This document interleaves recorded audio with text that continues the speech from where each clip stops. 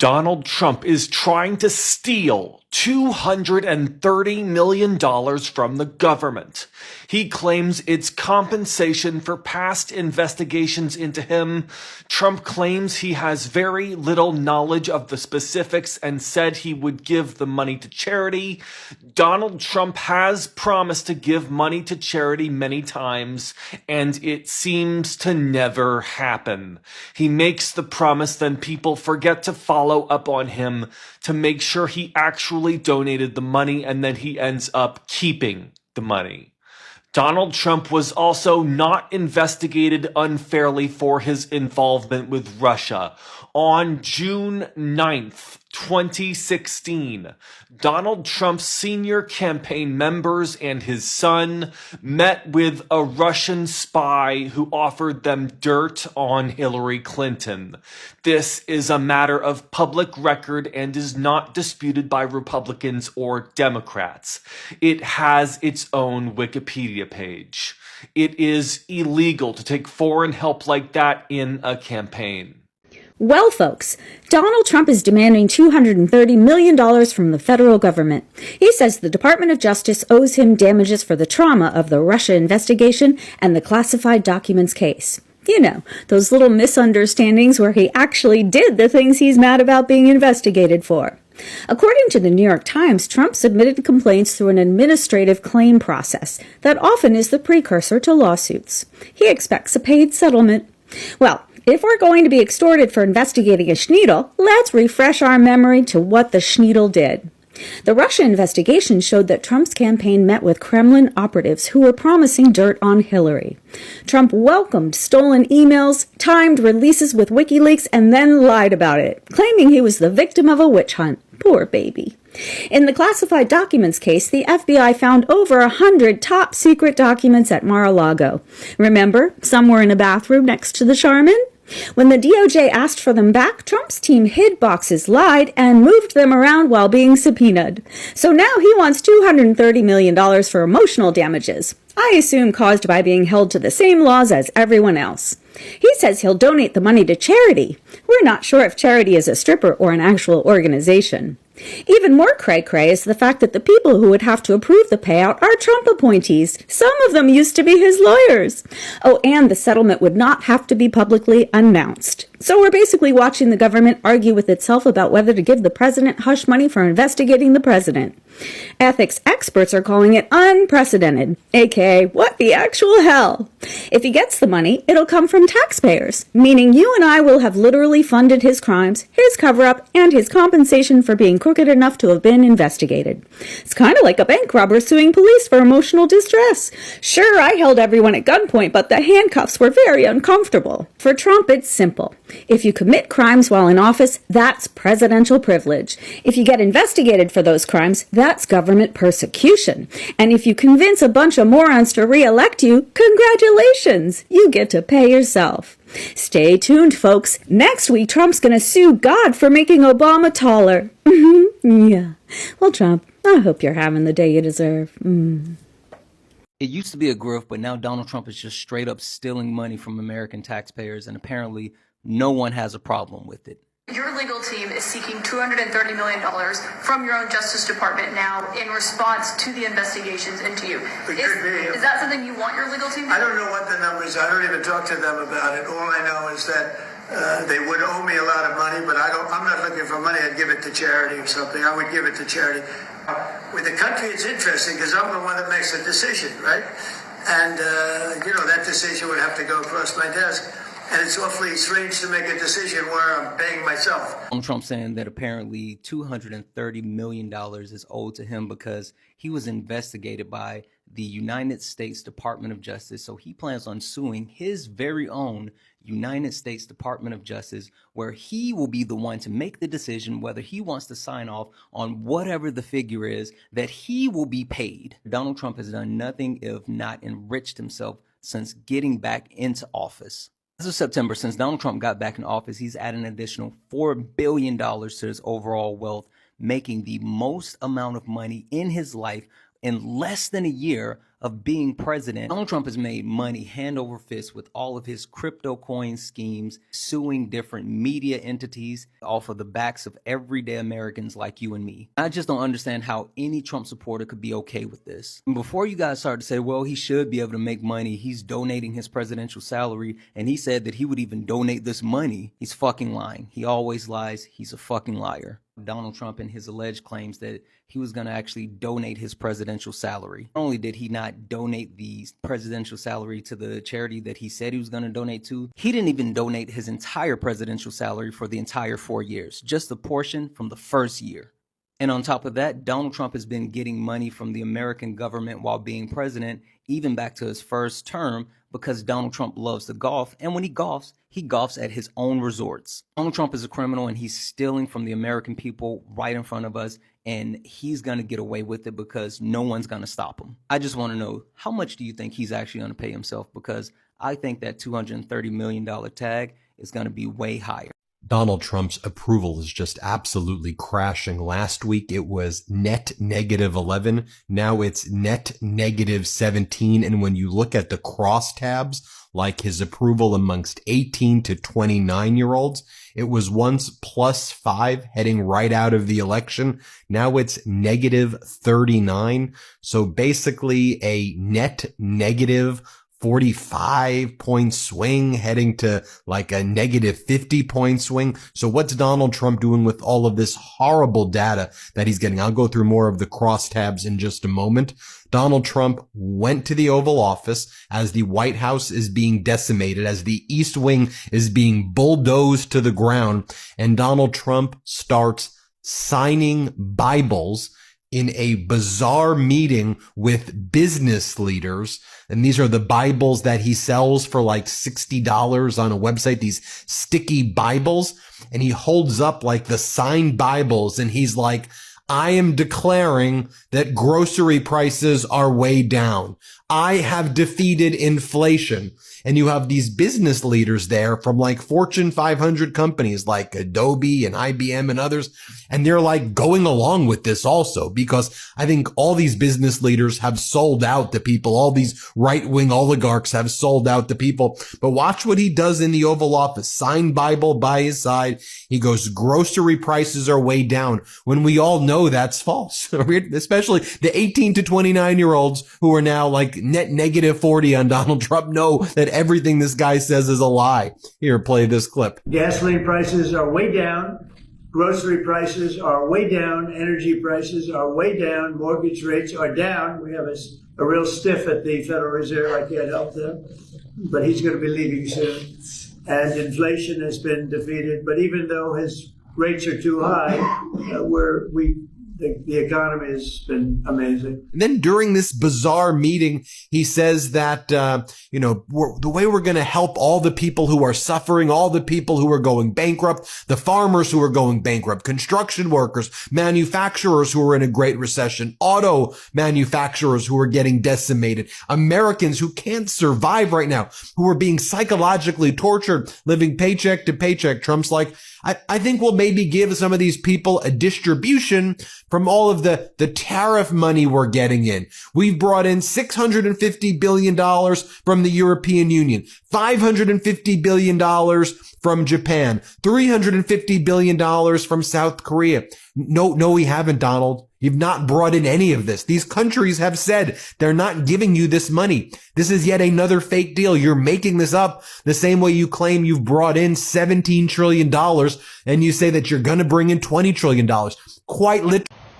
Yesterday I made a video about everything Trump's doing physically to the Capitol, from the crap with gold paint on the walls of the Oval Office to the Arc de Trump that he wants to build, to the fact that he's destroying the part of the White House to put his ballroom in. Now, the most interesting thing that I found with that was some of the comments. And I didn't ask for this, but I'm going to ask for it now. The comments was, what do we do with the ballroom when he's gone? Now, my favorite so far was, we turn it into a museum that shows how America fought off fascism, how fascism can arise in America, and how it can be detrimental to our well-being and our government. I love that idea. Now, a close second was, let's show a little compassion. Let's put in a facility that will feed the hungry in Washington, D.C., that will house the homeless at night, get them off the street. I like that one too. So I'm going to ask you, give me your ideas. I want to hear more. What can we do with a big empty hall, probably with too much gold paint, but what can we do with it to make it something decent for the people of this country? I think what's so maddening about being an American right now and an American the last 10 years is how Donald Trump, whom we refer to as Kanks, gets away with so much shit. It's just so unbelievable. The lack of accountability over and over and over repeated. It's like when you stop and think about it and you see on the news, the more and more that he's getting away with, it's just jaw-dropping, and it just jolts the conscience that this man seems to be the exception and that so many people celebrate the villain and go along with such a piece of shit and say, yeah, he can do all of these evil things and we're going to support him and we're going to love him. All right, first up we have, this is just unbelievable. Actually, it is believable. Kanks now is priming the public that he's going to start robbing the piggy bank. And this is step one. He wants $230 million. Kylie, go ahead and play the video. You're just very good.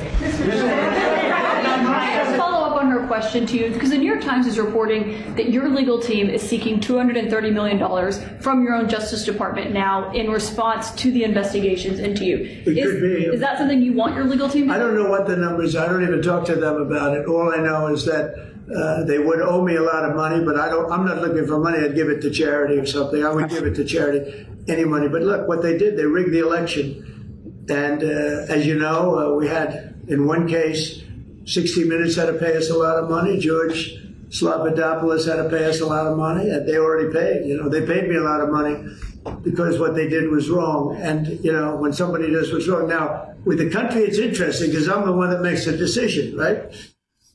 Okay, I've heard enough. Yeah. So basically, the New York Times broke this story that he wants $230 million from the federal government. Mind you, he has no problem cutting Medicare, Medicaid, all of these things. He's building a $250 million ballroom, the jet, and on and on.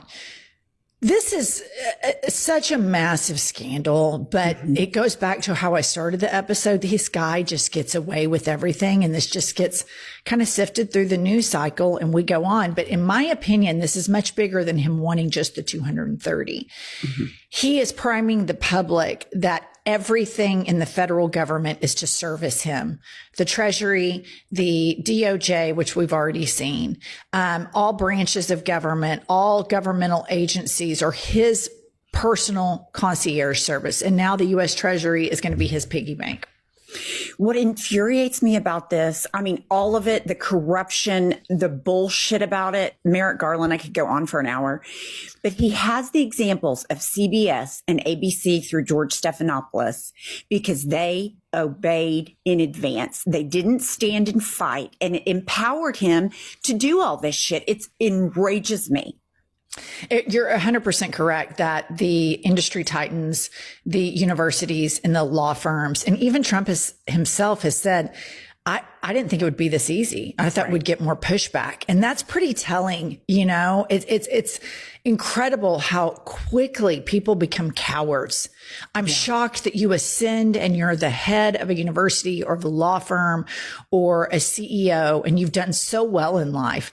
And then you completely buckle for this guy. It's just, it's really staggering about leadership in this country across all facets of industry. All right. Number 2 here, we have, he's still butthurt about the 2020 election. And this is where him complaining about that is one thing, but here's where it gets really, really dangerous, where he's talking about, we're never going to let that happen again. He's basically saying, I'm never going to lose an election again. Right. Play the clip. So why do we need this ballroom again? When it rains, it's a disaster. So if it just so happens to rain. 100 yards, that's more than a football field away. That's the exact length of a football field. Trump tried to buy an NFL team one time and they wouldn't let him because he's gross. slopping down to the tent. It's not a pretty sight. Hair all done, and they're a mess. Not much of a problem solver, is he? People are worried about paying for food and their health care. They've always wanted to have it. And yet he quotes nobody. I always said I was going to do something about the ballroom. I don't remember him talking about a ballroom. I'm not saying he didn't. It'll be a great legacy project. What are the chances they're going to name it after him? He's such a fucking coward. He started this after the protest. Won't interfere with the current building. Near it, but not touching it. Like most of the interaction he has with his wife. And pays total respect to the existing building, which I'm the biggest fan of. It's my favorite. MAGA, at what point do you begin to understand that he lies about everything? He said he'd go after the worst. He's going after babysitters and street vendors. He wouldn't touch health care. It would be America first. He'll give Argentina money, but not pay his own federal workers and have people in the military line up at food banks. Now, he can blame all that on the Democrats, but he could have helped them out, and he chose not to.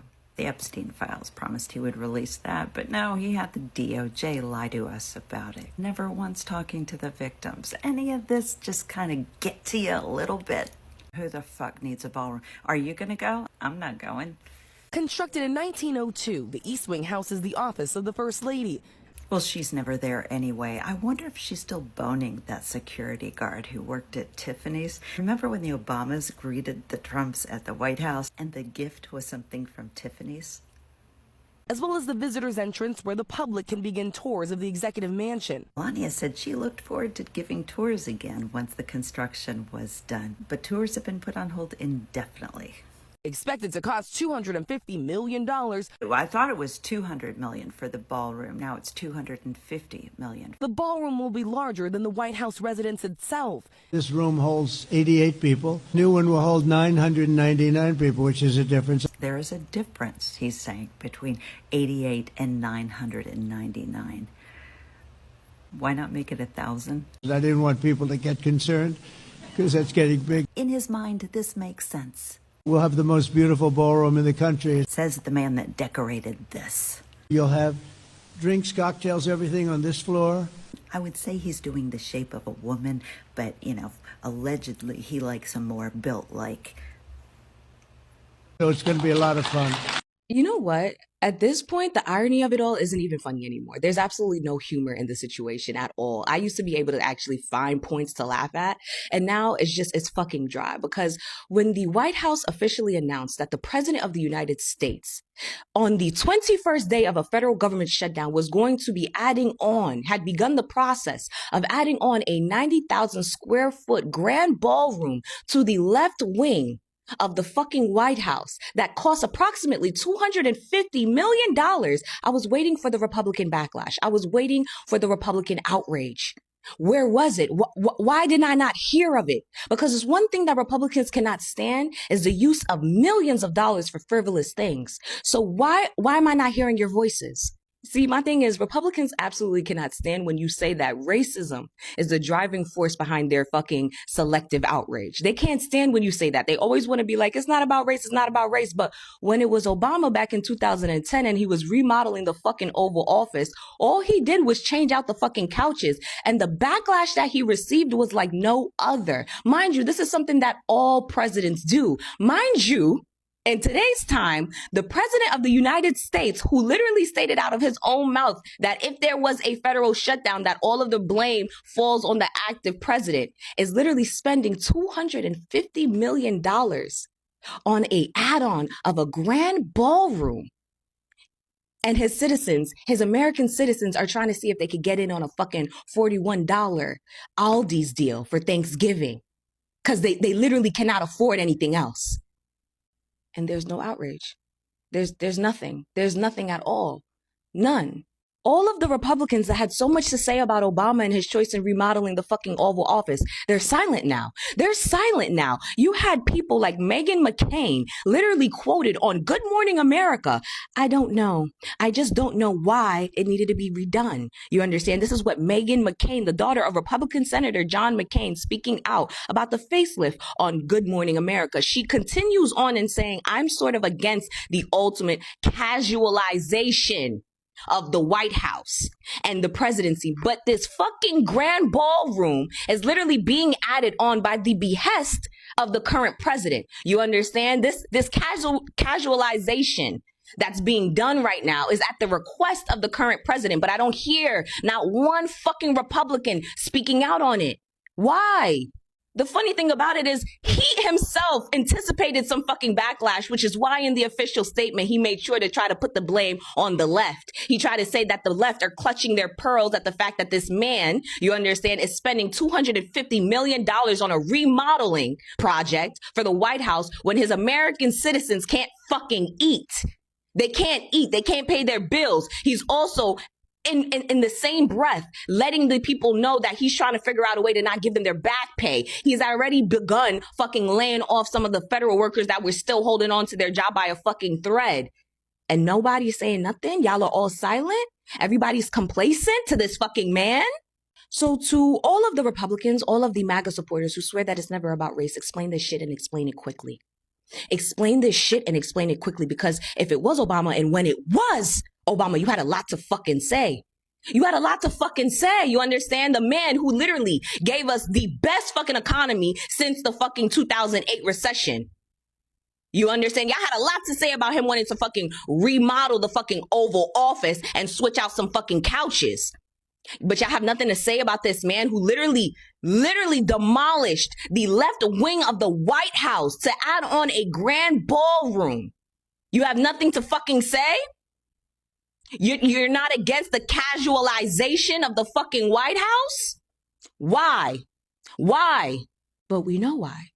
We know why. We know why. Even if you don't want to fucking admit it out loud, we know. We know what's the real reason. You're a fucking racist. You are. A lot of you Republicans, a lot of you MAGA supporters who find yourself silent during this fucking demolition project that is at the fucking request of the president of the United States while you are trying to see if you can make it through the fucking holidays, you're silent? It's because you're fucking racist. I'm going to be the one to say it for you. You're fucking racist. You understand? That's the reason why you have nothing to say all of a sudden. That's why. For the average American, 2025, this year of 2025 has been one of the worst years that they've gone through. Meanwhile, for Mr. 47, this is his most profitable year in his entire life, and you can go look it up. While you're losing everything, this man is up almost $4 billion in his net worth. He's up $100 million in stocks and in bond stocks. You understand? From the failing companies that his fucking policies directly impacted. You understand? He is now one of the leading investors in Bitcoin after he caused a crypto crash. While you are literally losing your farm. While you are losing your farm because of his trade wars, he's having his most profitable fucking year in his entire fucking life. And you're silent. You're silent. But if it was anybody else, if it was the woman with the laugh, heavy on if it was the woman with the laugh, if it was the brown woman with the laugh.